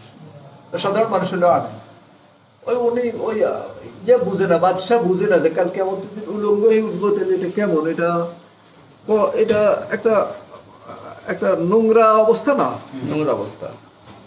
তো উনি বললো যে পরিস্থিতির ভয়াবহতা হলে মানুষের তখন নোংরা সোংরার কথা খেয়াল থাকে না। ওদিকে চিন্তাই যাবে না। তো বললো যে কোনোভাবে তারা বুঝাইতে পারতেছে না, বলে আচ্ছা ঠিক আছে, তুমি আমার একদিনের জন্য দাও, তোমার বাদশাহীটা তুমি করে দাও, উইল করে দাও, একদিনের জন্য আমি বাদশাহ, তো তোমার তা আমি বুঝাবো। তো এই শর্তে রাজি হয়েছে। ওনারা বাদশাহী দেওয়ার সাথে উনি বলে তুমি অমুক ব্যক্তিকে হত্যা করছো, ওটার দায়ে তোমাকে অ্যারেস্ট করা হলো, ওই অমুক ব্যক্তির হত্যা করছো। এরপরে তাকে অ্যারেস্ট করলো, অ্যারেস্ট করার পর এরপরে দিয়ে দিল, ওই হত্যাকাণ্ডের দায়ে তোমার মৃত্যুদণ্ড দেওয়া হলো, আগামীকাল সকালে তোমার মৃত্যুদণ্ড কার্যকর করা হবে। রাত্রে ছিল পাশে একদম মানে যার পর নাই ক্লিওপেট্রা টাইপের সুন্দরী একজনকে সাথে রাখছে, করলো সকালে করলো। এরপরে বললো যে আমি তোমারে মাফ করে দিলাম, আর কি আমি মৃত্যুদণ্ড দিছি, আমি মাফ করে দিছি, তোমার ক্ষমতা তুমি নাও। তো রাত্রে যে তোমার পাশে সুন্দরী ছিল বলতে পারবা, কোনো প্রশ্নই আসে না। আমার তো চিন্তা ছিল যে কখন আমার মৃত্যুদণ্ড কার্যকর। খেয়ালই নাই। বললো যে তোমার এটা তো মৃত্যুদণ্ড কার্যকর হইব, মৃত্যুদণ্ড কার্যকর হইলে কি হইবে, এরপরে তোমার জান্নাত জাহান্নাম আছে, কিছু একটা তো আছে। অন্যায় ভাবে হইলে তুমি হবে, আর ন্যায় ভাবে হলে ইমান যেহেতু আছে, তোমার কি হবে, তুমি চিরস্থায়ী জাহান্নামী না। এখন জাহান্নামকে যখন এখানে উপস্থাপন করো, আপনারা জানেন না, ওয়াজা রাব্বুকা ওয়াল মালাকু সাফফান সাফফা ওয়াজিআ ইয়াউমাইযিন বিজাহান্নাম ইয়াউমা ইয়াতাযাক্কারুল ইনসান ফাআন্না লাহু যিকরা, যে আল্লাহ রাব্বুল আলামিন বলতেছেন কি, ওয়াজা রাব্বুকা ওয়াল মালাকু সাফফান সাফফা, কাল কিয়ামতের দিন আল্লাহ রাব্বুল এবং ফেরেশতারা আসবে, কিয়ামতের ময়দানে আল্লাহ রাব্বুল আলামিন আসবে। এরপর ওয়াজিআ বিজাহান্নাম, আর জাহান্নামরা ডেকে আনা হবে, টেনে আনা হবে কোথায়, টেনে আনার পর ওই দিন সব ইনসান কি করবে, উপদেশ গ্রহণ করবে। আল্লাহ বলতেছে আজকে উপদেশ গ্রহণ করি লাভ হবে, মানে ভয়াবহতার কারণে প্রত্যেকেই মানবে। মৃত্যুর সময় প্রত্যেকে, ফেরাউন বলতেছে আমানতু বিরাব্বি মূসা ওয়া হারুন, বুঝছেন, ফেরাউন আর হলে যে নমরুদ, বনি আদমের মধ্যে সবচেয়ে নিকৃষ্ট। আর কেউ কিন্তু বলেন রব হিসাবে নিজের আল্লাহর নিয়ে, মানে জাতের কেউ দাবি করে না, অনেকে সিফাত দাবি করছে, কিন্তু আল্লাহর জাত দাবি করছে। নরাদম, আদম সন্তানদের নিকৃষ্ট দুই নরাদম। এই নরাদম মৃত্যুর সময় বলতেছে কি আমানতু বিরাব্বি মূসা ওয়া হারুন, মূসা আর হারুনের রবের প্রতি আমি ঈমান আনছি। তাহলে বুঝেন কি, প্রত্যেকেই তখন আবার সূর্য যখন পশ্চিম দিকে উঠে যাবে তখন কি হবে, প্রত্যেকেই ঈমান আনবে। ঈমান আনার কোনো ফায়দা হবে, যখন গড়গড়া শুরু হইবে তখন প্রত্যেকেই ঈমান আনবে, ফায়দা হইব। তো এই ইয়েতের ওই যে ভয়াবহতা, আমরা বলতেছিলাম যে ওই যখন দুনিয়াতে যখন এই ব্যক্তিরে মৃত্যুর ফয়সালা যদি কালকে সকালে তোমার মৃত্যুদণ্ড কার্যকর হইবে, তাহলে এই তখন কি আর সুন্দরী আর রূপসী কোনো কিছুর দিকে তাকানোর সুযোগ আছে? এক রুমে থাকলে তো ইচ্ছা করলে জেনা করতে পারতো। শরীয়তে কেন এক রুমে থাকে নিষেধ কেন? বিবাহ ছাড়া কোনো বেগানা মহিলার সাথে এক ঘরে থাকা শরীয়তে নিষেধ, কঠিন ভাবে নিষেধ। কেন নিষেধ? জিনা এক্সিকিউট হতে পারে, আল্লাহ বলছে আল্লাহ তাকরাবুজ জিনা। কিন্তু এখন রাজার কাছে পরম সুন্দরী থাকার পরও ওই দিকে চিন্তায় তার আসে। তাহলে কালকে আমাদের দিনের যে ভয়াবহতা, জাহান্নাম সামনে, এই সময় আপনি কার দিকে তাকাবেন? ভাই বন্ধু পরের কথা, কার কেউই এখন আমাদের এখানে ফিসাবরা এরা জাহেল, এই কারণে বলে যে তারা জাহাজে করে নিয়ে আসবে, এটা অজ্ঞতার কারণ। এই জাহেলরা বুঝেই নাই কি জিনিস। নবীরা বলবে যে ইয়া নফসি ইয়া নফসি, তারা কোথায় থাকবে তাই ঠিক নেই। নবীরা বলবে ইয়া নফসি ইয়া নফসি। নবীরা কারা? প্রত্যেকেই তো আল্লাহ নবীরা, তো কালকে আমাদের দিনের সর্দার তো ওনারাই বলবে ইয়া নফসি ইয়া নফসি, ভয়াবহতার কারণ। তাহলে সেখানে অন্য কেউ তো করার, তো ইয়াউমা ইয়াফিরুল মারউ মিন আখি ওয়া উম্মিহি ওয়া আবিহি, তারপরে কি অসাহিবাতিহি ওয়া বানি, ভাই বাবা মা সন্তান স্ত্রী। এরপরে কি করবে? এরপরে আয়াত বলেন, এরপরে লিকুল্লি মিনহুমা কি জানো, হ্যাঁ ইয়াউমাইযিন। আচ্ছা, এরপরে সূরা ইয়েতে বলা হয়েছে, আরেকটা সূরা আছে, সূরা এটা হলো যে সেখানে বলা হয়েছে সূরা হাজের প্রথম নম্বর আয়াতে আছে না, ইয়া আইয়ুহান নাস ইত্তাকু রাব্বাকুম ইন্না যালজালাতা সাআতি শাইউন আযীম। এটাও তো তাহলে এই ভয়াবহতার কথা, এই ভয়াবহতার কারণে মানুষ ভুলে যাবে। আপনি দেখবেন যে বিপদ একটা হোক না, একটার পরে আরেকটা মারা গেল, ওই যে বাপ মারা গেল, এরপরে এটা শুনি ওই হয়েছে, মানে ভাইও মারা গেছে স্ট্রোক করি, এরপরে নিজের ছেলে কবর দিতে যাই, ওখানে আবার বিদ্যুৎ পৃষ্ঠে মারা গেছে। মানে দেখবেন এরকম যেন একটার পর একটা যখন বিপদ হয়, মানুষ তখন আর সেন্স থাকে না, হিতাহিত জ্ঞান থাকে না। এখন কাল কিয়ামতের দিনে যে ভয়াবহতা, সেখানে ভয়াবহতা এরকম যে পিতা মাতা কারো কেউ করবে না, কখন আমলনামা ডান হাতে পাওয়া পর্যন্ত। এখন আল্লাহ রাব্বুল আলামিন আমাদেরকে ওই ভয়াবহতা থেকে হেফাজত করুন, এবং ওই ভয়াবহতা থেকে অনেক মানুষের হেফাজত মাহফুজ থাকবে। মাহফুজ থাকবে কারা? ওই যে যারা যদি এরকম হয়, আপনি দেখবেন যে কাল কিয়ামতের দিন 7 গ্রুপের যে গ্রুপ আল্লাহর আরশের নিচে থাকবে, এরা মাহফুজ থাকবে। জি। এরপরে হলো যাদের শিরক থাকবে না, তারা মাহফুজ থাকবে। কোরআন হাকিমে আল্লাহ রাব্বুল বলছেন যে সূরা আনাম 83 নম্বর আয়াত, ওখানে বলা হয়েছে যে যে ঈমান আনলো, তারপরে কি করলো? ঈমানের সাথে খলত করলো না জুলুমের সাথে। জি। কোরআন আয়াতটা তো মনে আসতেছে না, 83 নম্বর আয়াতটা বের করেন। সূরা আনাম আনাম 83 নম্বর। হ্যাঁ, আজান দিয়ে দেন। 83 আনাম 6 নম্বর।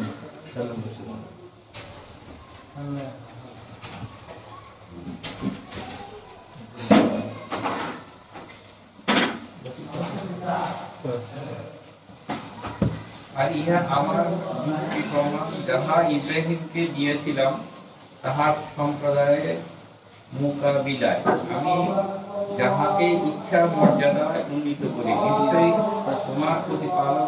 না 82 আমরা পাই গেছি। আল্লাযীনা আমানু ওয়া লাম ইয়ালবিসু ঈমানাহুম বিযুলম। যারা ঈমান আনিয়াছে, এক মিনিট, আপনি থামেন, আমরা পাইছি তো। আল্লাযীনা আমানু, যারা ঈমান আনছে, ওয়া লাম ইয়ালবিসু ঈমানাহুম বিযুলমিন, এবং ঈমানের সাথে জুলুমের মিক্স আপ করে দেয়। ওয়া লাম ইয়ালবিসু, লাবাসা ইয়ালবিসু মানে মিক্স আপ করা, খলত মলত হওয়া। কিসের সাথে? ওয়া লাম ইয়ালবিসু ঈমানাহুম বিযুলমিন, জুলুমের সাথে ঈমানের খলত হয় না, মিক্স আপ হয় না। তা উলাইকা লাহুমুল আমনু, তাদের জন্য নিরাপত্তা। কোথায়? নিরাপত্তা। অহম মুহতাদুন, এবং তারাই সুপথ প্রাপ্ত। এই নিরাপত্তা মতলব কথা। জি। তার শর্ত হইল কি? ঈমানের সাথে যারা জুলুমের খলত মলত করে নাই। সাহাবা একরাম আতঙ্কিত হয়ে গেছে, ইয়া রাসূলুল্লাহ, এমন কোন ব্যক্তি আছে নাকি যে ঈমান আনার পর জুলুম করে নাই? আল্লাহ রাসূল বলেন, তোমরা যেটা বুঝছো এটা এই জুলুম না, এই জুলুম মানে হলো শিরক।